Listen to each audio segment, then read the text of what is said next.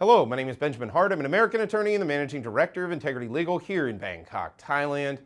I remember having a law professor, I think it was my second semester in law school. I think that's when I took civil procedure. Could be wrong, memory might not be right, but in any event, pretty new to going to law school. And we had a professor going into the exam period, and anybody that's gone through law school knows civil procedure, not fun. And going into testing, the students are kind of pulling their hair out. They're apprehensive about going into the test period. And this law professor we had just sort of had this very kind of nonchalant way about him, and he just sort of said, well, this too shall pass. And honestly, that always provided a little bit of reassurance to me. And hopefully this video will provide some reassurance to retirees here in Thailand or prospective retirees regarding all this talk about taxes.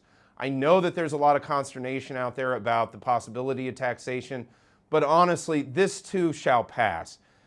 I've said it in other videos, I'm saying it again. I think 80% of the sort of retiree community here in Thailand is going to be absolutely unaffected by this.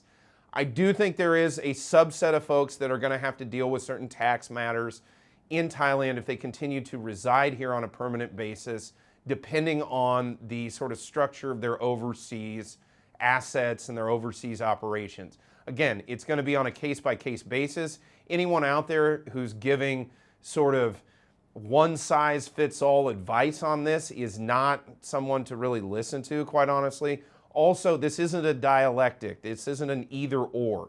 This is going to be adjudicated case by case. So again, different people are going to experience this a little bit differently, but I say again, the vast majority of retirees here in Thailand are not going to be overly impacted by this. And even that other 20% that I'm kind of, in my head seems like about the number, sort of 1 in 4 people might actually be impacted by this. First of all, I don't see how any practical implications could exist until 2025 because this new rule is coming into effect January 1, 2024. So that means it would be tax year 2024 that these new rules would pertain to. So it would only be 2025 at the earliest where we would see folks having to deal with things like filing tax returns, etc. Meanwhile, yeah, I think that there is an off chance, or maybe I should say it's in my sort of crystal ball, I've got in the back of my mind the possibility that, yeah, probably from 2025, it's not imprudent to presume that we may see tax returns and tax IDs becoming another document associated with Thai retirement visa extension, that may become a component of Thai retirement visa extension. And quite honestly, this is in line with an overarching trend that I have watched in immigration for going on nearly 2 decades now, with taxes becoming more and more linked to immigration matters. For example, in the context of fiancé and marriage visas to go back to the United States, taxes for the American spouse or American fiancé are an integral part in proving up the ability to act as a sponsor for one's wife or fiance or husband back in the United States. So this is not something that's particularly coming out of the blue. I know for folks that are retired in Thailand, this makes them uneasy. I get it. Anytime taxes comes up, it makes people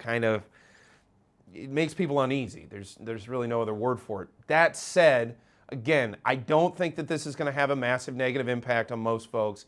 If whatever negative impact it's going to have, I think it's just a matter of more documentation associated with visas and visa extension here in Thailand.